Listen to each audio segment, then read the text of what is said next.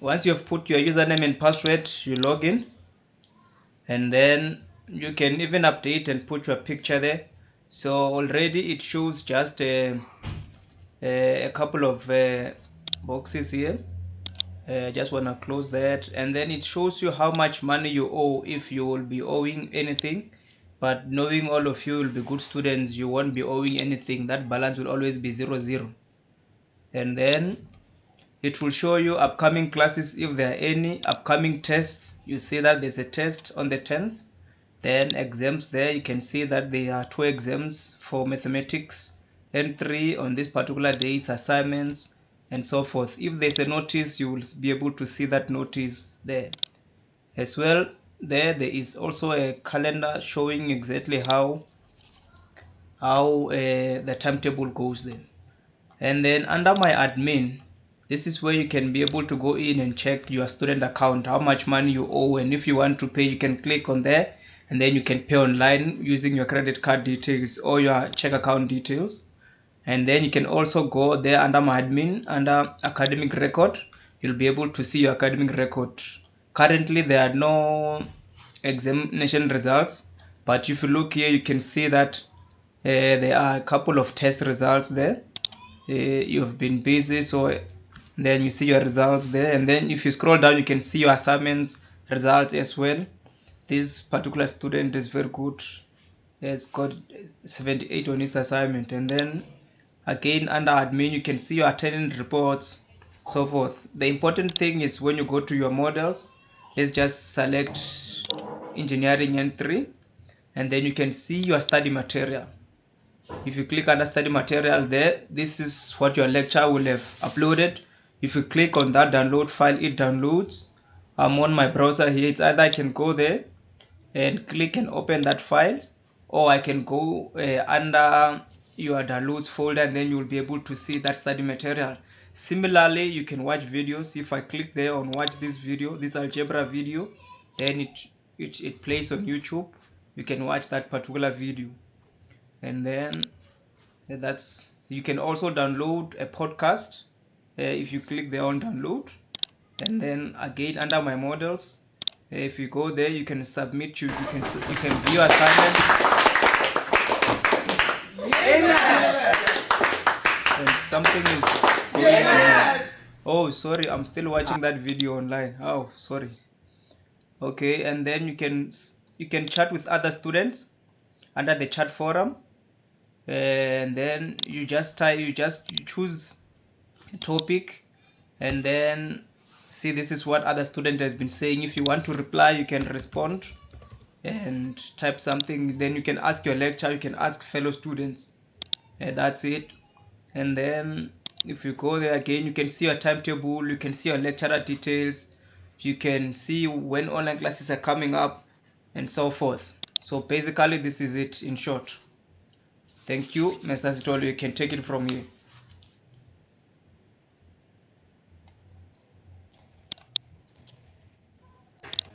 Thank you very much, Mr. Manasi. So with regards to the learner management system, I know a couple of you have went online to look if the study material have been uploaded. So the study material were not uploaded as yet. They will be uploaded by tomorrow morning. Both today's presentation and the learner guide and the activities we are there today. So without any further ado, I'm just going to start with today's class. But for homework, there was 2 activities, right? The first activity was with regard to marketing. Let me quickly go to that activity.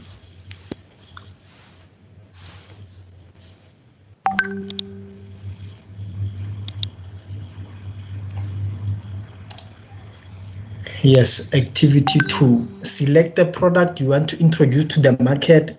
Take the class through the activities you are going to follow in order to satisfy the market process. If I can just take anyone at random who has done this activity, just to quickly 2 minutes, take us through how they would take a customer through this marketing process.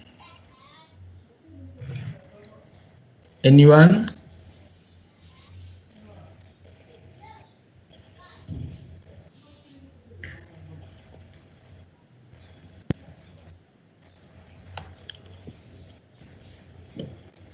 Hello.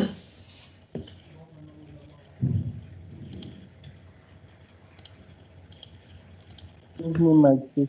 I think yesterday I took this one. I'm not gonna take it today. So yesterday you took which one? Number 2. I'm saying I took this one. I took the first one. What? So Yes, let's encourage fellow students there too. yeah, no, listen.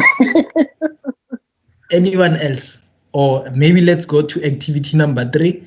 Activity number 3 was about this sales process. So the activity was to, let me quickly run there. Using the product selected in activity 2, state how you would make sure the customer buys your product or service. Hint, follow the IDAS process. Anyone? How do you make sure that you grab the attention of your customer, raise interest, raise desire, lead them to take action, and make sure that they are satisfied?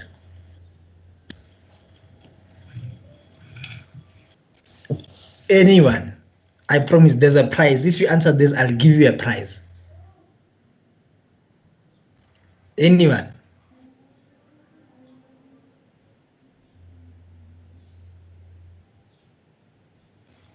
No, this cold front is really cold. Really cold. Okay, All right. that is Tole. Can I give it a try? Please do. For Which the activity, sake of 2 or the 3? class. Maybe 3 or 2, Okay. whichever one. All right. Go for it. Yeah. So with activity 3, let's say if you're looking at the Black community right now, there's a big trend with natural hair. Okay. So catching someone's attention would be saying something catchy about a natural hair product. Okay. Right? Like grow your hair or something like that.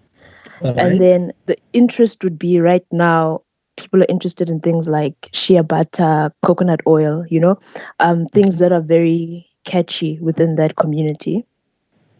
Then obviously the desire would be to list advantages such as the product would grow your hair. Okay. Right. The action in convincing the customers to commit right now would maybe to have someone there who uses the product. Maybe you use it on yourself, so you have big hair. And so you actually have someone who can testify to say that the product actually works. Okay. And then as part of following whether or not the customer is satisfied, you have social media platforms, or you can do the conventional way of following up with a phone call or emails. Thank you very much, Thandeka. Let's give a round of applause for the bravery.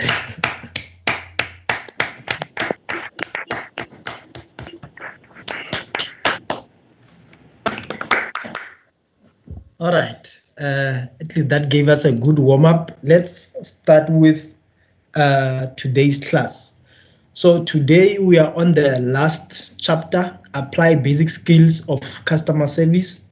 I'm quickly going to put it on presentation mode. Just a second.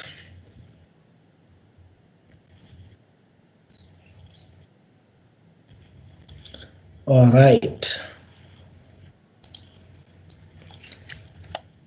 All right. So we are going to go through apply basic skills of customer service. These are the topics that will be covered: customer service, interaction with customer, communication skills, and how to process queries. Let's start with customer service. So the aim is just to explain customer service. We are just going to use a financial service environment as an example, or rather a service environment rather than a product environment. In essence, in everything that you do, here's a funny fact: the customer is the only one who brings money into the business. So in essence, you are not really employed by your boss, but you are employed by the customer. And that's what many people don't understand. It might look like your pay is coming from finance, but in actual fact, your pay is coming from the customer. So it's very, very, very important to have good customer service. Business is like politics, but the difference is in this field, customers vote with their money versus casting lots. So for them to come back and buy from you, it means that they are voting for you again. And the aim is to have the customer vote for you every day, time and time again, without failure. And for that to happen is to make the customer feel like they are king by providing them with excellent service. These are the 10 commandments of superior customer service. Number 1, the customer is the most important person in the business. The customer is the purpose of your work. So for you to go or wake up every day to go to work, it's for the sole purpose of satisfying your customer. Don't treat the customer like an external part of your business. They are internal. So it's in your best interest to listen to them. Then treat your customers better than you would want to be treated. Then the customer is not someone to argue with. So when the customer argues, I remember there was a show when I was growing up, I think it was called All You Need Is Love or something like that. You know, this man said something very startling, and even today I apply it in my personal life. He said, he was speaking about him and his girlfriend or his wife, he said, when one is boiling, one must cool, you know. So in this instance, when the customer is boiling, you must cool down. Never meet the customer at their level. And your job is to satisfy the customer, and the customer is the lifeblood of your business. This is what the customer is looking for in essence: fast customer service, courteous service, consistent service, someone who listens. Let me speak in detail about this consistent service. Consistent service, basically, it's having the same service irregardless of who you are dealing with in the business. You know, when you go to a restaurant, there's multiple waiters that can serve you. You don't want a different service. You want the very same service. Or when you call your insurance or anyone, you just want similar service. That's what brings customers back. For example, you know, back in the day, Samsung was very consistent. Samsung and VW, one of the most consistent products. Samsung, VW, BMW, 1 series, 2 series, 3 series, 4 series is the same inside. And you might ask, why do people keep buying these things? That comfort, you know what? I don't have to crack my head and learn a new thing. The product is the same. Samsung also, from S1, I think, up to S9, it was more or less the same. But now, when they got to Muma 20, obviously they had to do something to compete. But they attracted customers with consistent service. So even in your business, make sure that your service is very consistent. Now, there's a difference between a service customer, a satisfied customer, and a loyal customer. What you want in your business is loyal customers. And the following are the reasons. Satisfied customers, they remain open to alternatives, meaning if you do something wrong today, they might jump tomorrow. Whereas loyal customers, they've told themselves they are closed off to your competitors. Come what may, they'll stay with you through thick and thin. This is what you need. Satisfied ones can be skeptical about new innovations. When you want to bring a new spice or add an extra feature to your product, they might be hesitant. But loyal customers will be the first one to jump into that bandwagon. If you remember yesterday, when we spoke about the life cycle of a product, during the introduction phase, there's not a lot of customers because your product is not known and everyone is skeptical. Will it work? Will it not work? When you have loyal customers, they'll be the first one to prove that it will work. Then satisfied customers will not forgive you for your mistakes. Loyal customers will understand your shortcomings to an extent that sometimes they can even meet you halfway. So you really, really need loyal customers. What customers hate, it's not my job. You know, have you ever called? I've experienced this with my insurer. You call someone, you try to tell them what's what, they say, you know what, it's not my job. Let me put you through. They put you through to the next one. The next one doesn't know what to do. It's very irritating. Another thing the customer doesn't want to hear, I only work here. I'm not paid to do that. You know, so that's something that will really drive the customer away. very quick. Or dealing with more than one person. This one, the network service providers are very good with this one. They call you, how's our service? What you will tell them, Ray, I don't like your bill or 1, 2, 3, 4. They say, hey, no, hold on. That's not my responsibility. Let me put you through to billing. By the time you get to billing, 30 minutes is gone. Or you make a promise, then you break that promise later.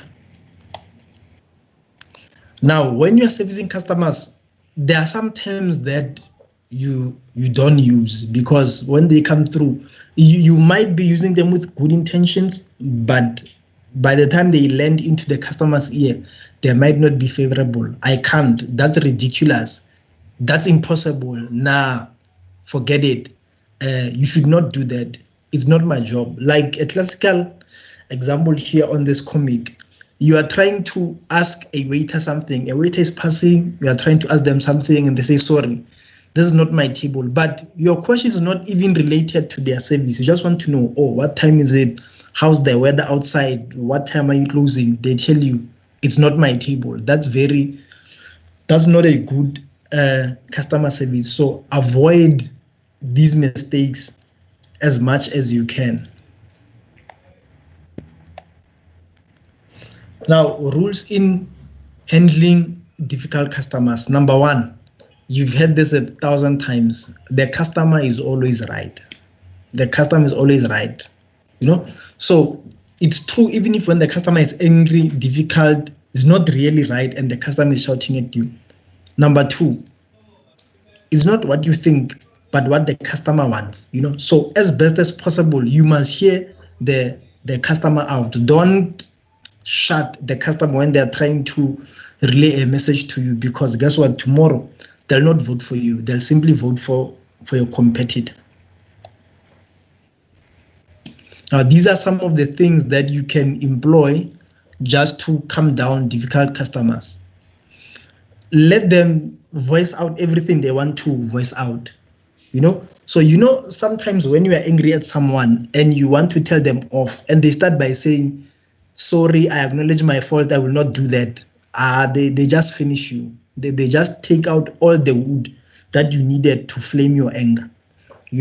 So make sure you apologize for the error or for the inconvenience. Don't try to hide it. Just apologize for the error and for the inconvenience. Listen to them. Do not interrupt when they're talking. Then follow up with nice, calm questions so that you can fully understand their distress. Always stay calm and cool. So just sympathize with them. Use words like, I can imagine how you feel. Just show them that you really sympathize with them. Then even after shouting and what, thank them. Say, thank you for your patronage.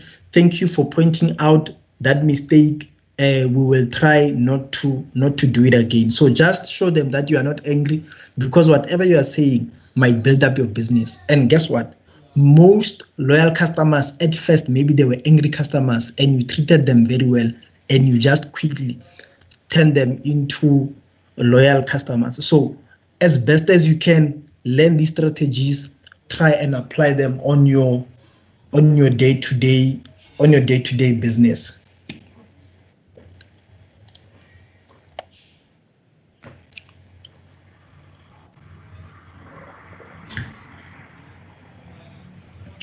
All right, we are supposed to go through these three remaining outcomes, but time will fail us. I will stop now at the first one, then these slides will be uploaded and you will go through them. If you will allow me, I just want to take a turn and just take you through the prospectus of our full service offering, as this introduction to entrepreneurship is but one module in the course that we are presenting. So I will quickly take you through it. Then I'm going to ask Bridget, after I'm done, to take you through the pricing of the course that we have. if I can just switch my screens.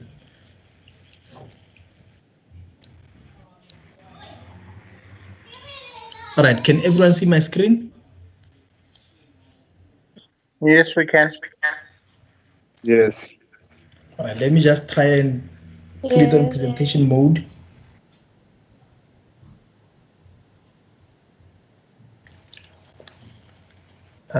Presentation mode. All right, so this introduction to entrepreneurship, it's a module on a full course called New Venture Creation NQF Level 2. And this is one of the courses, this is one of three of our service offerings. We also have another course called New Venture Creation NQF Level 4. Then we have another course called Real Estate NQF Level 4. So I'm just going to take you through New Venture Creation NQF Level 2. So basically, this course covers the basics of entrepreneurship, and through this course, you are going to learn in detail some of these concepts. This is not everything, this is just a high-level snippet. Describing and discussing entrepreneurship, we went through it in this course. Identifying your own strengths and weaknesses, how to conduct market research. Like I said, this introduction to entrepreneurship that we just went through this week told you the what. It did not really go into how you do things. You know that there's a business plan, but you might not know how to compile one. So the full course really takes you through the how to do a marketing plan, exactly how to deal and negotiate with customers, how to interact with customers, and going through communication skills in detail. Now, the full course includes CETA material. Right now, you will receive one of the many CETA materials that are available. It also includes summarized presentations that were compiled by lecturers and taken through in class. So the course is 6 months long, and the fee for the course is 16,480. Bridget will take you through the different payment plans we have shortly. So what you require to be able to do that course is your smartphone, your laptop, your computer, and obviously internet access. Normally the course is done in two ways, both online and through contact sessions. But because of this corona, contact sessions, we are a bit weary about them. But thankfully, we have these online capabilities where we can present, and also students can engage on their own. So the idea is to fully have this course online. But once you register for this course, or if you need more details, then you can engage us separately. So this course has 6 modules. The first module basically is your numeracy, just going through your numbers one more time. Because in business, numbers are very important. So the numeracy course will just take you through those numbers that you might have went through in your high school days. Then it also goes through literacy. Literacy is like your business writing, how to... Is my screen still visible? Yes. 100%. So literacy basically takes you through business writing, how to use grammar, how to adapt your language to business language, how to draft and edit your own writing. Because in business, there's a lot of writing that's involved, especially when you want to apply for funding, when you want to draft your own profile to market yourself. So these are some of the things that you learn in detail in literacy. Market requirements basically teaches you how to spot your market, how to really identify your market, know how to penetrate it, and know how to find your competitive edge. Most of the contents that we went through on this course were from the market requirements module. Then understanding sector and industry. Once you choose your market, then now you have to go into detail in understanding that sector and in understanding that industry, because for whatever product that you choose, there's a supply chain that feeds that product. There's somewhere where raw materials are either mined or manufactured or produced.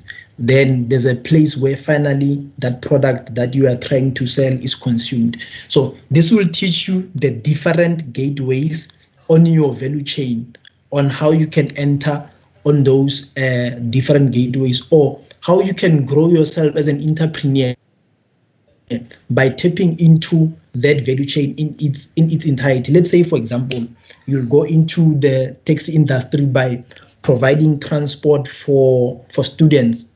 Guess what? For that to function, taxi needs petrol. There's a whole new value chain of how petrol is produced and everything like that. You can see how to tap into that. Taxis need servicing. There's a whole supply chain on how cars are serviced and everything like that. So really, this course just helps you to understand on a broader scale the sector that you are in, so that you can just open up yourself to new opportunities. Then financial requirements. This is very important, especially when you want to scale up. You know, especially in the Black community, we believe in, there's a concept called bootstrapping. Bootstrapping is when you pay or when you fund your own business, or you use your families and your friends to fund your own business. There's other ways to get funding. You know, you don't necessarily have to use your own money. There's investors, angel investors, there's banks, there's venture capitals. So there's a lot of ways that you can get your business funded when you want to scale up. So this module takes you through some of those vehicles that you can use to scale up your business and how to apply for funding. Then lastly, it's business operations, how to run your business. This is now your business processes, how to manage your time productively, and implementing quality systems in your new venture. So basically, how to make your business repeatable. Because, you know, when your business is repeatable, that's where concepts like franchise come from. You can only franchise your business when it's repeatable. Look at KFC. For someone to work at KFC, they do not necessarily have to have a matric or a cooking degree. They just need someone who can follow instructions. Because their business is repeatable, they just need a trained business manager. The rest of the people, they can literally take from the street. And guess what? KFC will run and it will continue. So business operations teaches you those things, how to have your business repeatable so that you can scale it up, or if you want to go into the franchise model, how you can franchise it going forward. So basically, this is the full new venture creation level 2 course that runs for a period of 6 months, and this is where the introduction to entrepreneurship, these concepts were taken in this very course. So now I'd like to give an opportunity to my colleague Bridget just to take you through some of the payment options that we have with regards to new venture creation and QF level 2. Take note, the course that we just went through right now, Introduction to Entrepreneurship, is a free course. Free course is not the most correct word. It's a sponsored course, because on its own it's 3,600 if I'm not mistaken. So we have sponsored that course. So Bridget will take you through the pricing for new venture creation NQF level 2. Bridget, over to you. Let me stop my screen. Thank you. Good evening, everyone. I hope my video shows on the other side. Can somebody please confirm? Yes, we can see you. Okay, cool. My name is Bridget, and I'll be presenting the payment options that you have. As Kabelo had said earlier, that the amount for the full course is 16,480. So can you please allow me to share my screen?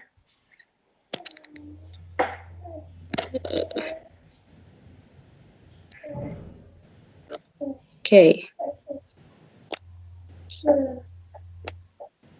Okay, can everybody see my screen? Yes, if you can put it on landscape. No problem.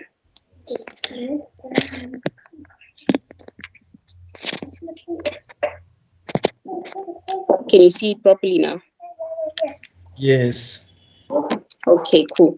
So here we have two payment options, which initially is going to bring us to the 16,480 or 12,800.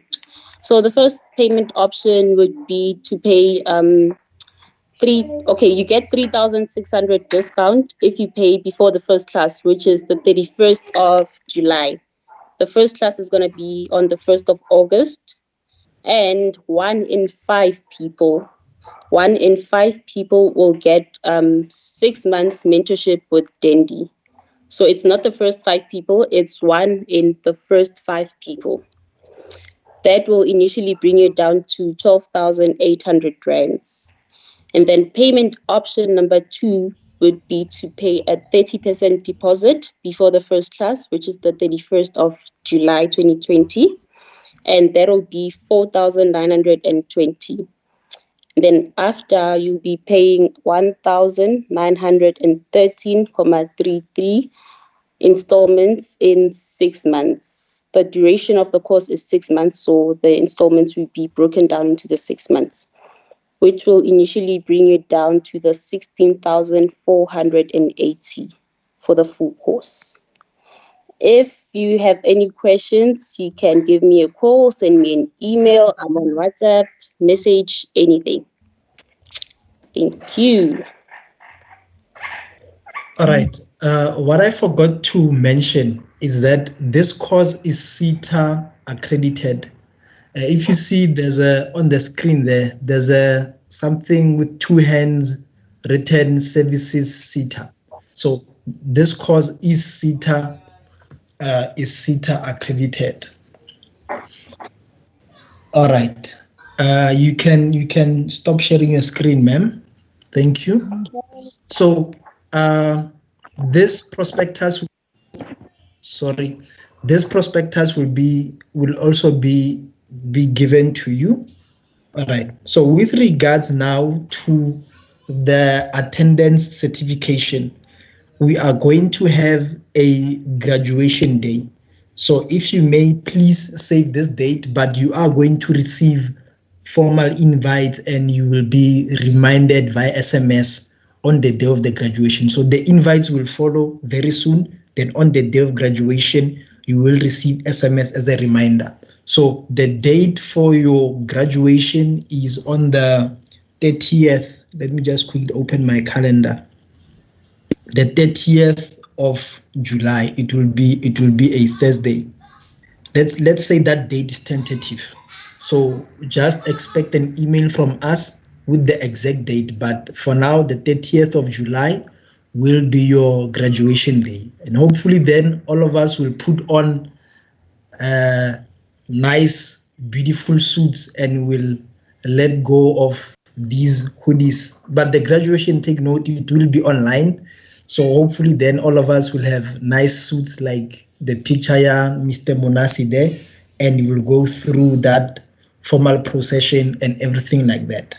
Right now, I would like to give an opportunity to Mr. Dendi Matamela to say a few words before we depart. Mr. Matamela, over to you.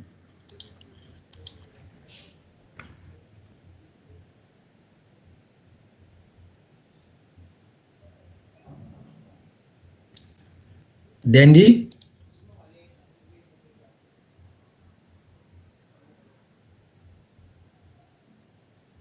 Dendi? Yes, greetings everyone. My sincere apology. I kept on talking to myself. I didn't realize I was actually on mute. How is everyone doing? Let's just see maybe the levels here from everyone. How are we doing? We are well. We good, sir. And how are you? I'm very well. Thank you very much. Um, the There is an activity that we have been talking about. I received an email from Shadrach with his activity. Seemingly, he's the only person, from what I understand, who managed to do the activity. If there is anybody else who did the activity, now is the right time to say, yes, I also have mine. But on email, Shadrach, and I would like us to just appreciate Shadrach for the activity that he did. If it's nicely typed on email, and it's just lovely. So, well done, Shadrach. I want to share something very quickly. This is part of what one of our core values at the Bemore Group. It's an extract from William Glazer. I believe in the first day I quoted Professor William Glazer when he said, at any given point in time, you always leave people behind and other people will leave you behind. We all know that the same people we graduated with from high school, some of us are not with us anymore. So much so that when you go home to whether Kwamdansani or in Chitomboni village where I come from, it almost becomes like a difficult thing to find some of the guys that you went to school with that you used to revere so much. Now you're just literally at a different level. But also, you also look at some of the guys you went to school with, and now they're driving probably the red car that you're not. If you are from ZCC, you're probably still driving the white one with black tires. But it's really on the basis of that, the thesis of the choice theory. So in his book, he comes and say, you cannot separate choice from habit. So whatever it is that you don't choose, you end up either behaving yourself towards or against it. Now, this is what we found, and I want to just read it very, very quickly here. And this, as I said, it's an extract from our own strategic document as the Bemore Group. It says we learn 10% of what we learn from what we read. Now, let me just stop there. How many of you can come now and say they listened to the audio? 10 times rule. Who can come and tell us what was the experience? How many of you can say, I have learned and I have listened to 10 times rule? I downloaded the audio, but I couldn't finish it. But all I can say is the emphasis on the audio is to do more and more in everything that you do for yourself, for people, for your business. I didn't finish it, but I'll definitely finish it. So he just emphasizes on doing things 100%, giving it your all. Be it's something that you don't want to do, be it something that you are assigned to do, be it something you're doing for yourself. So you shouldn't look at what you're doing, but the reason you're doing it and doing it to your utmost best. Thank you. Well said. Who is speaking? Ashla. Tula. Ashla. Ashla. Big up, Ashla. Thank you. Well summarized. Thank you. Anybody else? Anybody else who can say I listened to the book at least?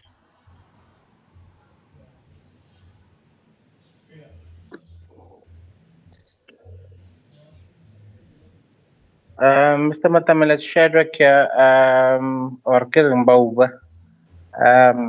Yeah, I did listen to it as well. I can concur with Ursula on what she said.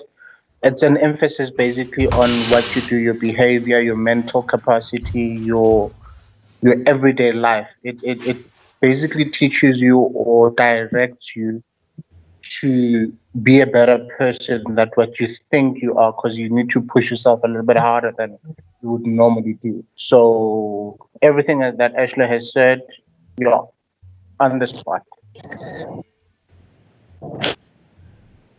Thank you. Do you know Ashla? Very well.